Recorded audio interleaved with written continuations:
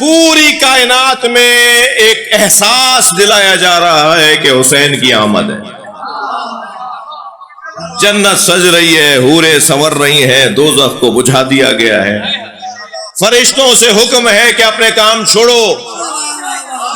نہیں نہیں نہیں نہیں نہیں نہیں نہیں، فرشتوں کے لیے مولا علی فرماتے ہیں کچھ ہیں جو حالت رکوع میں ہیں، کچھ ہیں جو حالت قیام میں ہیں، کچھ ہیں جو مبہوت فی ذات اللہ ہیں، صرف ان کا کام اللہ کو دیکھنا ہے، خود اللہ کا دیدار ہی ان کا کام۔ فرشتوں کی قسمیں مولا علی نے بیان فرمائی، سارے فرشتے اپنے اپنے کاموں میں لگے ہوئے اور کہا اب کام چھوڑو، تمہیں حسین کی خوشی منانی ہے، خود حسین کی خوشی تمہارا بہت بڑا کام ہے، خود حسین مولا کی خوشی تمہاری بڑی عبادت ہے۔ اب ایک مرتبہ حالات پوری کائنات کے تبدیل ہیں، توجہ، 3 فرشتے ہیں، سلسائل، دردائل اور فطرس، جنہوں نے ترک اولا کیا ہے، جس کی وجہ سے ان کے بال اور پر جل گئے۔ سلسائل، دردائل، فطرس، 3 فرشتے ہیں کہ جو بال و پر جلائے کسی کونے میں ہیں، توجہ ہے۔ اچھا میں کیونکہ عوامی خطیب ہوں تو مجھے ایک ایک سوال جو ذہن میں آ سکتا ہے فوراً جواب دینا ہوگا۔ فرشتہ تو مجرد مخلوق ہے، مادہ تو ہے ہی نہیں، پرندوں کے بالوں پر ہوتے ہیں کیونکہ مادی مخلوق ہے، فرشتے کے بالوں پر کا کیا مطلب ہے؟ فرشتہ مجرد مخلوق ہے، اس کے بالوں پر کا کیا مطلب ہے؟ بالوں پر تو ہیں اس کے، کیونکہ جب حضرت امیر المومنین نے توجہ خیبر میں تلوار چلائی تو جبریل اترے تھے تلوار کی کاٹ روکنے کے لیے۔ یا مثال کے طور پر وہ روایت کہ جو طالب علم ہوتا ہے اس کے پیروں کے نیچے فرشتے اپنے پر بچھاتے، طالب علموں کی فضیلت۔ تو یہ بال اور پر کا کیا مطلب ہے؟ اور یہاں پر ہے کہ ان تینوں فرشتوں کے بالوں پر جلے ہوئے ہیں، اور یہ کہیں اس انتظار میں ہے کہ کب رحمت الہی ہمیں عطا کے لیے آمادہ ہو۔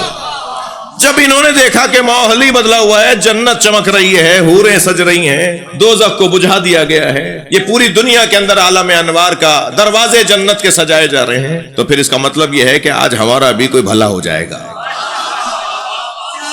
تو انہوں نے پوچھا کہ آج ماجرا کیا ہے؟ کہ ماجرا یہ ہے کہ حسین عالم انوار سے عالم مادہ میں جا رہے ہیں۔ تو سب سے زیادہ خوش وہی ہوگا نا جسے حسین کی وجہ سے شفا کی امید ہوگی۔ آج بھی کچھ ایسا ہی ہے، صلوات پڑھیں محمد و آل محمد۔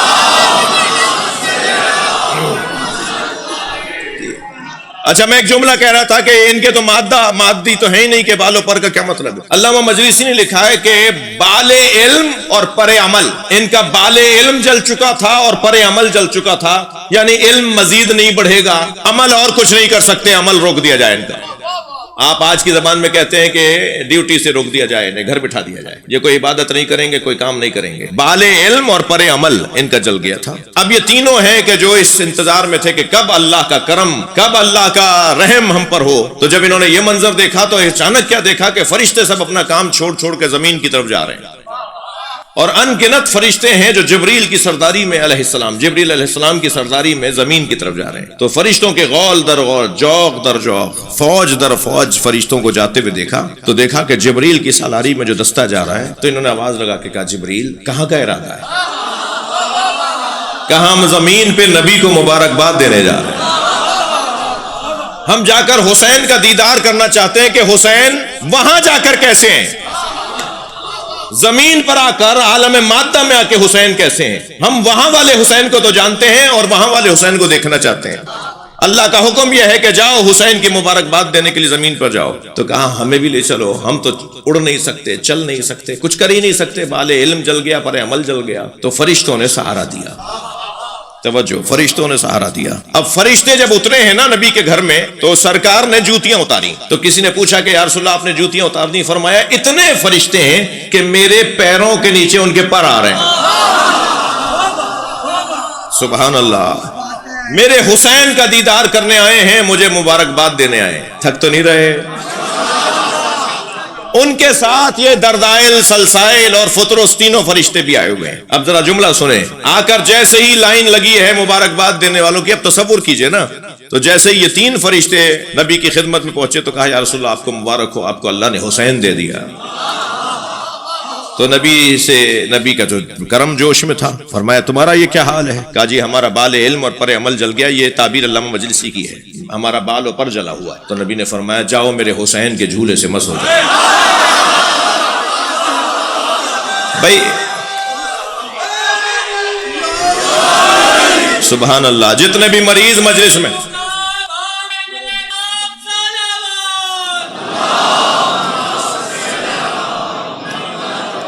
محفل میں جتنے بھی مریض بیٹھے ہیں وہ سب ایک صلوات اپنی شفا کے لیے پڑھیں. اللہم صل علی محمد وآل محمد.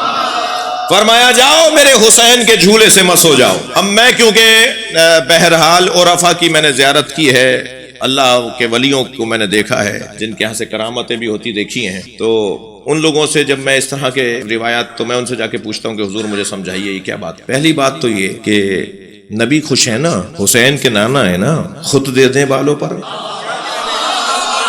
بھئی تھوڑا ساتھ دیجئے. نبی خوش ہے نا، خود دے دیں بالوں پر، خود دے دیں انہیں شفا. کہہ دیں میرا حسین آیا ہے میں خوش ہوں، جاؤ میں نے تمہیں شفا دی. جو گناہوں سے شفا دے سکتا ہے وہ بدن کی بیماریوں سے شفا نہیں دے سکتا.